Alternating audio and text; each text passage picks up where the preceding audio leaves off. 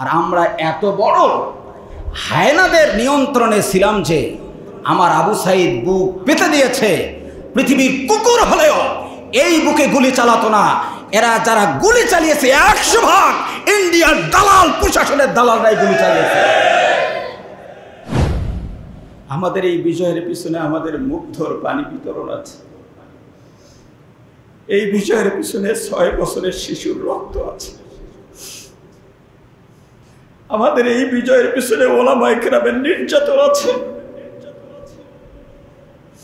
এই বিজয় আমাদের একদিনে হয়নি। এই বিজয় অর্জন করতে গিয়ে আমাদের আল্লামা সাঈদীকে জীবন দিতে হয়েছে। আমরা দেখেছি এই বিজয় অর্জন করতে গিয়ে ইসলামী আন্দোলনের নায়েবে আমির মুফতি ফয়জুল করিমকে রক্তাক্ত করা হয়েছে। আমরা দেখেছি আমাদের শিল্পী আইনুদ্দিন আল আজাদ, আমরা ধরেই নিয়েছি তার বিদ্রোহী কণ্ঠের কারণে তাকে রোড অ্যাক্সিডেন্টের নামে তাকে হত্যা করা হয়েছে। আমরা ধারণা করছি এদেশের রত্ন ডক্টর আব্দুল্লাহ জাহাঙ্গীর রহিমাহুল্লাহকেও ষড়যন্ত্র করে হত্যা করা হয়েছে। যেই জমিনে মুগ্ধর রক্ত আছে, যেই জমিনে আবু সাঈদের রক্ত আছে, যেই ভূখণ্ডে শাহজালাল শাহপরাণ আছে, যেই ভূখণ্ডে বড় বড় শাইখুল হাদিস শুয়ে আছে, পবিত্র ভূখণ্ডে এরকম একজন অপদার্থর দাফন হোক, এটা মনে হয় আল্লাহ চায় নাই। আল্লাহ পাক যখন কোনো জাতিকে বিজয়ী করবেন তখন সেই জাতিকে সাহসী করেন। আল্লাহ পাক যখন কোনো জাতিকে পরাজিত করবেন তখন তার অন্তঃকরণে ভয় সৃষ্টি করে দেন। মনে রাখতে হবে, সাহসী জাতি কখনো পরাজিত হয় না। এই সমস্ত যুবক সব বাহিনী গুলি করবে, সিদ্ধান্তে অটল, যুবকরা ছাড়বে না। আমরা নিশ্চিত যে এই পরাজয় ঠেকানোর ক্ষমতা পৃথিবীর কারো নাই। কথা বলেন ঠিক কিনা? কারণ যারা সাহসী হয় তাদেরকে কেউ পরাজিত করতে পারে না। আমরা আমাদের তরুণদের সাহস দেখলাম। বিশেষ করে এই বিজয়ে সবথেকে বেশি অবদান আপনাদের রংপুরবাসীর। আমাদের রংপুরবাসী যেভাবে রাজপথ দখল করেছে, গোটা দেশকে নাড়া দিয়েছে। দলমত নির্বিশেষে আপনারাই রাস্তায় নেমেছেন।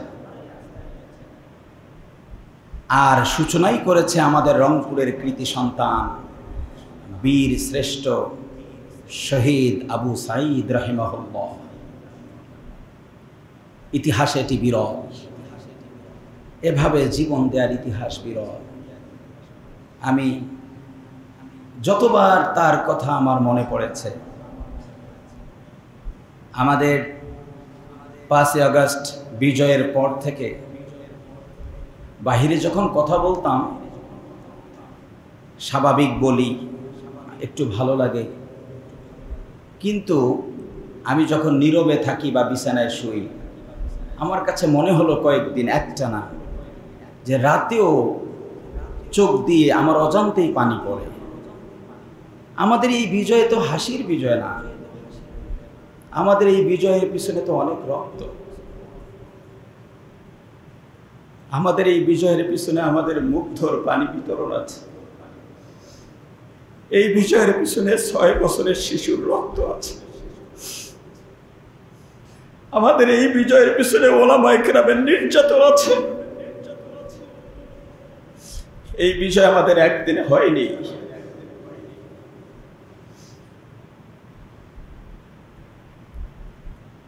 একটি ছেলেকে, একটি মেয়েকে বিশ্ববিদ্যালয়ে পড়াতে গেলে বাবা মার কি পরিমাণ সাধনা কষ্ট করতে হয় ওই বাবা মাই বুঝে। একটি বাচ্চাকে ইউনিভার্সিটিতে পড়াতে হলে তাকে প্রাইমারি থেকে ভালো করে পড়াতে হয়। নিজে গরুর গোশত কিনে নেয়, লাউ নিজে খায়নি, মা বাবাকে বলেছে, স্বামীকে বলেছে ছেলেটা বিশ্ববিদ্যালয়ে পড়তে চায়, ওর প্রাইভেটের টাকা নাই, তো তুমি কয়েকটা লাউ আছে বাজারে বিক্রি করিও। আপনি দেখেন বহু বিশ্ববিদ্যালয়ের ছেলেদের ইতিহাস খুঁজলে আপনি অবাক হবেন। 1 মাস 2 মাস 3 মাস বাবা মা গোশত মাছ না কিনে সেই টাকা দিয়েছে, বাবা তুমি প্রাইভেট পড়ে বিশ্ববিদ্যালয়ে চান্স পাও। সেই ইউনিভার্সিটির ছেলেরা যারা আগামীতে এই দেশকে শাসন করবে, নেতৃত্ব দিবে, তাদের বুকে গুলি চালালেন, একটু মায়া লাগলো না? সেটা কি 1-2টা গুলি? সেটা কি 1-2টা গুলি? এত বেশি পরিমাণে তোমরা গুলি করেছো। আমাদের জুতার বাড়ি খাওয়ার পর তোমরা পালিয়েছো, তার আগে তোমরা পালাও নাই। তোমাদের মতো লম্পট, তোমাদের মতো অপদার্থ, তোমাদের মতো জঘন্য ইতিহাস পৃথিবীতে রচিত হয় না। হুসাইন রাদিয়াল্লাহু তাআলা আনহুকে যে শহীদ করে সীমার,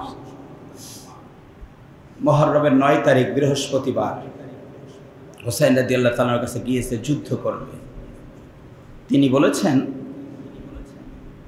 যে আজকে না, আগামীকাল জুমার দিন, আমরা কাল সকালে যুদ্ধ করব। খুব ইম্পর্টেন্ট একটি বিষয়। আমরা কোনো মানুষ খুব জঘন্য হলে, মায়া মমতা না থাকলে ওই লোকটাকে সীমার বলি। উদাহরণ দিই যে তুই একটা সীমার হয়ে গিয়েছিস। সীমার হলো হুসাইন রাদিয়াল্লাহু তাআলা হত্যাকারী। তো সেই সীমারও বলল ঠিক আছে, আগামীকালকেই সকাল থেকে যুদ্ধ হবে। পৃথিবীর জঘন্যতম সীমার, সেও হুসাইন রাদিয়াল্লাহু তাআলা আনহু তার সঙ্গে কথা বলার পর বা আত্মসমর্পণ করবার পর সে 1 রাত সময় নিয়ে পরদিন যুদ্ধ শুরু করেছে। আর আমরা এত বড় হায়নাদের নিয়ন্ত্রণে ছিলাম যে আমার আবু সাইদ বুক পেতে দিয়েছে। পৃথিবীর কুকুর হলেও এই বুকে গুলি চালাতো না। এরা যারা গুলি চালিয়েছে 100% ইন্ডিয়ার দালাল, প্রশাসনের দালালরাই গুলি চালিয়েছে। মুসলমান তো দূরের কথা, মানুষ কখনো এভাবে একটা গুলি চালাতে পারে না। আমরা যখন এই আবু সাইদের কথা বলি, আমাদের নামাজের কাতারে কিছু বেয়াদব থাকে, ওরা বাহিরে গিয়ে সমালোচনা করে। এরা বলে আবু সাইদের বিষয়টা হুজুর কেন বলে? তোমাদেরকে চিহ্নিত করা হচ্ছে, তোমাদের চিহ্নিত করা হচ্ছে। তোমাদের দাগ নাম্বার, খতিয়ান নাম্বার ধরে ধরে ইঞ্চি ইঞ্চি হিসাব বাংলার জমিনে বিচার করে ছেড়ে দেওয়া হবে। তোমরা কি ভেবেছ আমরা কারো উপর জুলুম করব না, কিন্তু কারো বিচার করার ক্ষেত্রে বিন্দু পরিমাণ ছাড় দিব না? বলো ঠিক কিনা? বিচার করার ক্ষেত্রে কোনো ছাড় হবে না। জুলুমও আমরা করব না, আমরা জুলুমও করব না।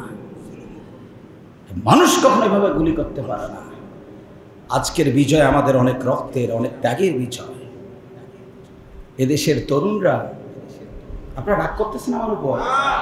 আমি 12টি বছর কথা বলতে পারিনি, প্রতিদিন আমাকে চাপ দেওয়া হয়েছে। আজকেও কি বলবো না? কি বলেন আপনারা? বলবো না? বলবো না? আপনাদেরকে ধন্যবাদ, আপনারা সবসময় আমাকে সাহস জুগিয়েছেন। আমি আপনাদের কৃতজ্ঞতা কখনোই ভুলতে পারবো না। আমি বহুবার নিশ্চিত থাকতাম যে আজকে রংপুর গেলে আমি বাসায় ফিরতে পারবো না, কিন্তু আপনারা আমাকে ভালোবাসায় আগলে রেখেছেন।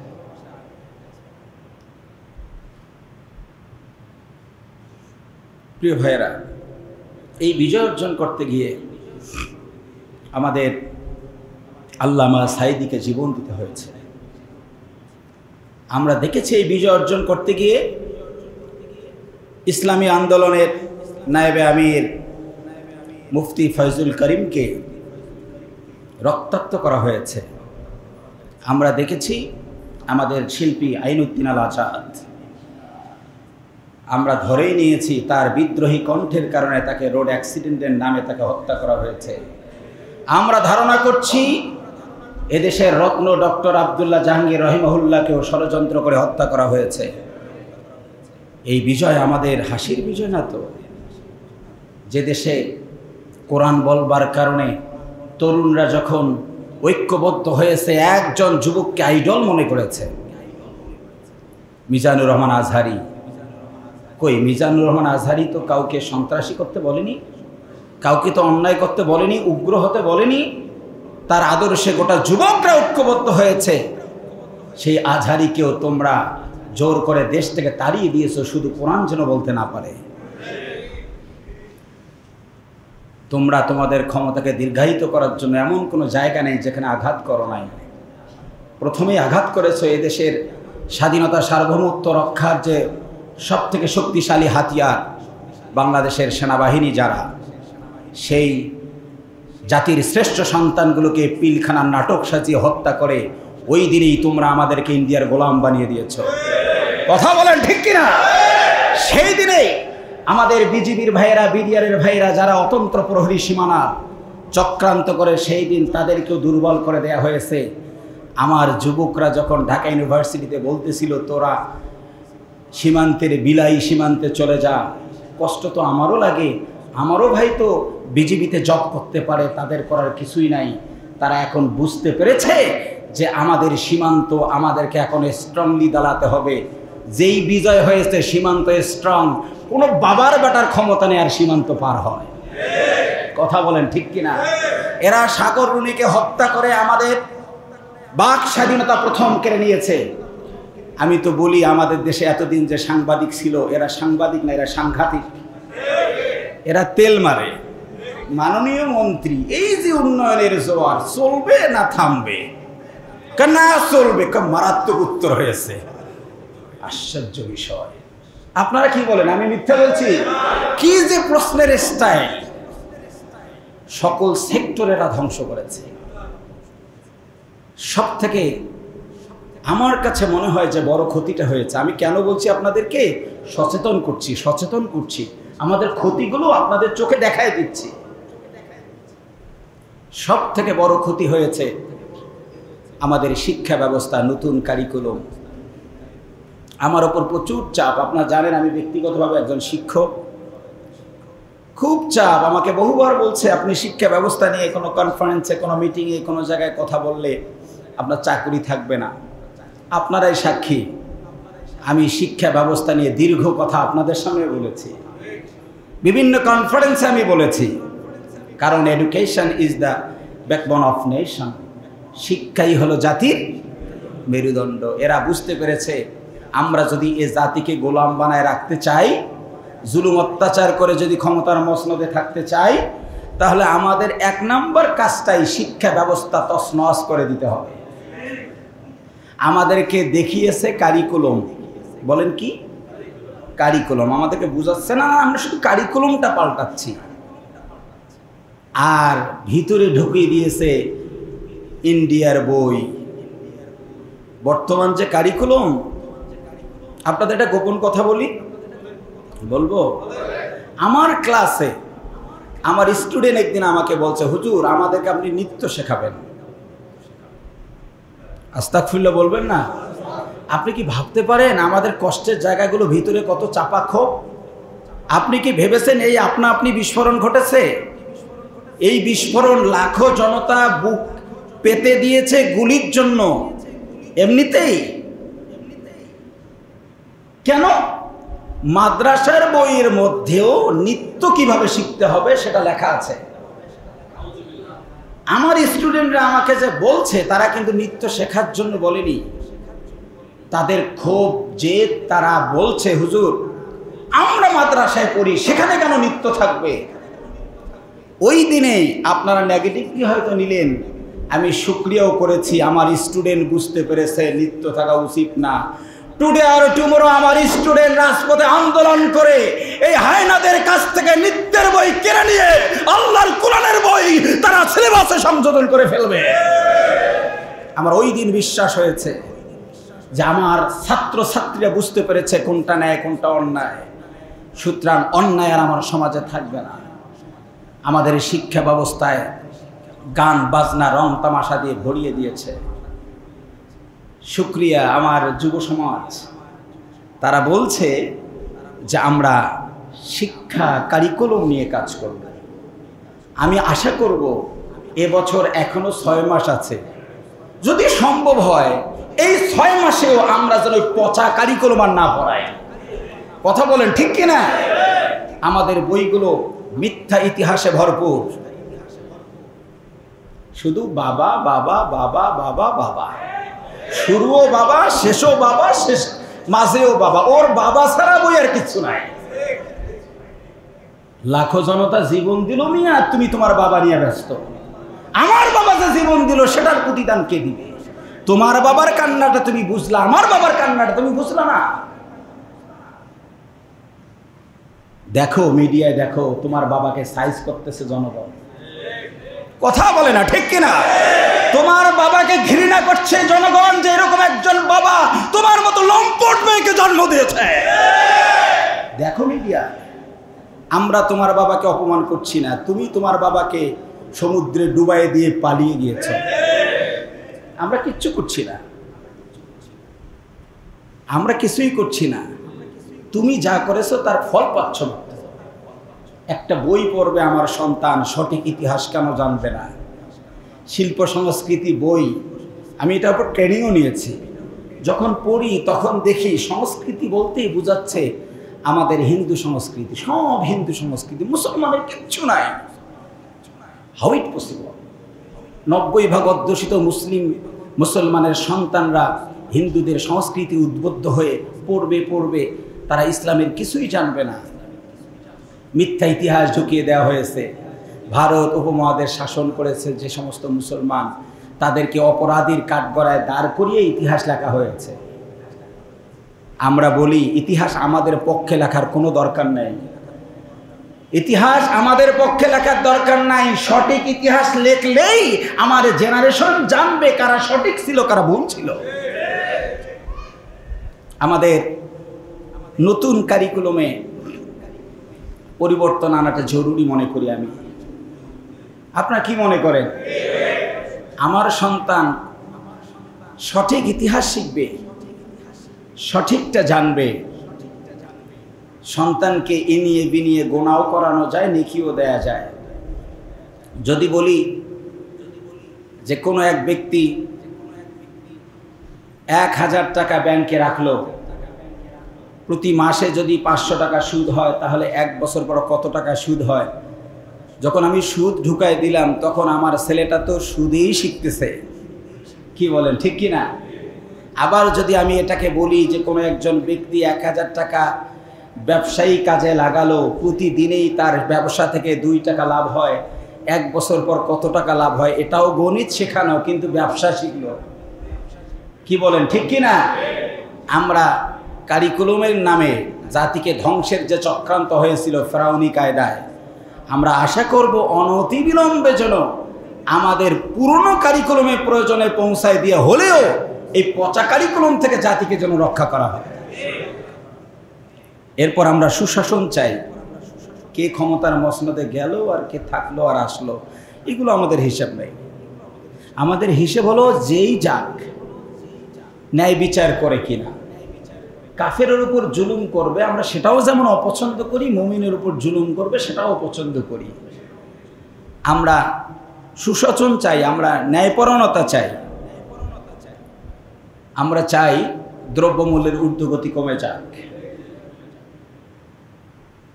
আমাদেরকে দেখিয়েছে উন্নয়ন, হিসেব করে দেখা যায় যা উন্নয়ন করেছে তার থেকে বেশি টাকা ওরা দেশের বাহিরে নিয়ে গেছে। এরা জানে যে দেশের বাহিরে ছাড়া, দাদার বাড়ি ছাড়া আমাদের শেষ উপায় তো নাই, তো এখান থেকে যা নিয়ে যাওয়া যায় তাই ভালো, এরা আগে থেকেই জানে। তা আমাদের এখানে 5000 10,000 মারা গেলে কি, থাকলে কি আর মরলে কি, কারণ ওরা তো আর এখানে থাকতেছে না। কিন্তু আল্লাহর ধরা বড় শক্ত ধরা, কথা বলেন তাই না? আল্লাহর ধরা বড় শক্ত ধরা। আল্লাহ রাব্বুল আলামিন এমনভাবে ধরলেন, থাকতে তো পারলেনই না, বরং একটা বিষয় আমাকে অনেকেই ফোন করেছেন যে হুজুর পালিয়ে যাওয়া ভালো হলো না এখানে থাকাটাই ভালো ছিল। আপনাদের মাঝে প্রশ্ন আসছে না নাই যে উনি সারেন্ডার করে এখানে গ্রেপ্তার হতেন অথবা এখানে জনগণের ভিতরে পড়ে মারাই যেতেন, কিন্তু এটা ভালো হলো নাকি দেশের বাহিরে যাওয়াটা ভালো হলো? তা আমি বললাম যে আসলে কোনটা ভালো হলো কোনটা মন্দ হলো আমাদের থেকে বেশি কে বুঝেন? কথা বলে না কে? আল্লাহ জানেন যে আমি বেশি বুঝি, সুতরাং এ জাতির জন্য একে রাখা দরকার না বাহিরে নিয়ে যাওয়া দরকার, সেটাই করেছেন আল্লাহ। দু একটা বলি আমার অবজারভেশন। যেই জমিনে মুগ্ধর রক্ত আছে, যেই জমিনে আবু সাঈদের রক্ত আছে, যেই ভূখণ্ডে শাহজালাল শাহপরাণ আছে, যেই ভূখণ্ডে বড় বড় শাইখুল হাদিস শুয়ে আছে, পবিত্র ভূখণ্ডে এরকম একজন অপদার্থর দাফন হোক, এটা মনে হয় আল্লাহ চায় নাই। কথা বলেন ঠিক কিনা? আরেকটা কারণ, পৃথিবীতে যারা বড় বড় স্বৈর শাসক, ইতিহাস দেখুন, ফেরাউন, নমরুদ। আচ্ছা, ফেরাউনের দল এখনো পৃথিবীতে আছে? কই, ফেরাউনের নামে কোনো দল আছে নাকি? ওর বি টিম সি টিম আছে। নমরুদ, এই ধরেন ইয়াজিদ, ইয়াজিদের বংশের কোনো লোক পৃথিবীতে আছে? যারা স্বৈরশাসক হয়, জনগণের উপর জুলুম করে, আল্লাহ পাক তাদের পতনের সাথে সাথে তাদের ইতিহাস ক্লোজ করেন। বুঝতে পেরেছেন? কথার কথা, যদি এখানেই জনগণ মেরে ফেলতো, ওই যা আছে হাড়হাড্ডি এগুলো নিয়ে কোনো একটা জায়গায় রাখা হতো, জানাজা তো আমরা পড়তাম না। কথা বলে না? জানাজা পড়তেন নাকি আপনারা? জানাজা তো আমরা পড়তাম না। তো যাই হোক, পুরে টুরে দিয়ে এক জায়গায় রাখা হতো। ও যার ধর্ম মানছে তারা তাই করতো। ওই 20 বছর পর, 30 বছর পর তার বংশের লোকজন এসে আবার চারদিকে ঘুরে ঘুরে কাঁদতো, এ যে ব্যবসা করছে ওই ব্যবসা করতো। কথা বলে না ঠিক কিনা? কেঁদে কেঁদে বলতো, দেখেন আমার অমুক আছে তমুক আছে এই দেশে, আমি কি আর এটা ছেড়ে যেতে পারি? ওই ভান করে তারা আবার এই অপদার্থের একটি দল তৈরি করত। হয়তোবা আল্লাহ চান নাই যে এই নামে, এই দলে, এই মতে যারা সকল শ্রেণীকে নির্যাতন করেছে, এদেশের শ্রেষ্ঠ সন্তান শিক্ষককে যারা নির্যাতন করেছে, ওলামায়ে কেরামদেরকে মেরেছে, গরিব মানুষকে মেরেছে, রিকশাওয়ালাকে মেরেছে, সকল শ্রেণীতে যাদের কুখ্যাত হবার পরিচয় আছে, তাদের বংশের লোকজন 30 বছর পরে সেখানে কাঁদবে, আল্লাহ সেটাও ক্লোজ করে দিয়েছেন। কথা বলেন ঠিক কিনা? আমি পজিটিভলি নিচ্ছি। আবার সে যদি কথার কথা এখানে মারাই যেত, তাহলে এটাকে কেন্দ্র করে আমাদের অভ্যন্তরীণ কোনো ক্রন্দল হবার সম্ভাবনা ছিল। সে চলে যাওয়ার কারণে জাতি এক হয়ে গেছে, আলহামদুলিল্লাহ। আরো একটি বিষয় আমার কাছে মনে হয়, আপনারা বলুন তো, ওলামায়ে কেরাম এতদিন যা বলেছেন সত্য না মিথ্যা? আপনারা কি রাগ করতেছেন আমার উপর? মানে আমাকে অনেকেই আপনারাই বলেছেন, হুজুর আজকের জুমার খুতবা তো খুতবা হবে না, বক্তব্য হবে না। আমারও তো ভিতরে অনেক আবেগ আছে না নাই? চাপা ক্ষোভ আছে না নাই? আমার কাছে মনে হয় যে ওলামায়ে কেরাম বারবার বলতেন যে এরা দেশপ্রেমিক না, দেশের প্রতি এদের মায়া নাই। বিশেষ করে খুনি হাসিনা এসেছে তার বাবার হত্যার প্রতিশোধ নিতে। এটি ওলামায়ে কেরাম বলতেন যে তুমি আসছো তোমার বাবার হত্যার প্রতিশোধ নিতে। কিন্তু সাধারণ যারা আওয়ামী লীগ করে আমাদের গ্রামগঞ্জের, এরা বুঝতো না, ওর চোখের পানি আর অভিনয়ে তারা মনে করতো সত্যি দেশপ্রেমিক। কিন্তু আমরা যে বারবার সচেতন করি, তারা এটা মানতো না। এর অভিনয়ে সাধারণ মানুষ হারিয়ে যেত। কিন্তু আজ প্রমাণ হলো 100% সে তার বাবার বিচার করার জন্যই আসছে, দেশের কল্যাণে সে দেশে আসে নাই। যদি দেশের কল্যাণে আসতো, 1 কোটি না 5 কোটি লোক যদি তার গণভবন ঘেরাও করত, সে বলতো জাতি আপনারা আমাকে মেরে ফেলেন, আমি সারেন্ডার করলাম, আমি মরবো কিন্তু আমি দেশ ছেড়ে যাব না। আপনি আমাকে গুলি করেন, মেরে ফেলেন, অথবা আমাকে জেলে নেন, আমি কেন দেশ ছেড়ে যাব? সে প্রমাণ দিল যে সে আসছিল তার বাবার হত্যার প্রতিশোধ দেওয়ার জন্য। কথা বলেন ঠিক কিনা? ওলামায়ে কেরাম দীর্ঘ 15-16 বছর যে এদের মুখোশ উন্মোচন করে দিল, জাতির কাছে আজ প্রমাণ হলো, আল্লাহ ওকে দেশের বাহিরে নিয়ে প্রমাণ দিলেন আলেমদের বক্তব্যটা সঠিক ছিল। যদি এখানে মৃত্যুবরণ করত, তাহলে আলেমরা যে বলছে তার দেশপ্রেম নাই, সেটা প্রমাণ করার আমরা কোনো উদাহরণ পাইতাম না। কি বলেন ঠিক কিনা? এই জায়গা থেকে আল্লাহ তাআলা আমাদেরকে একটি বিজয় দিলেন।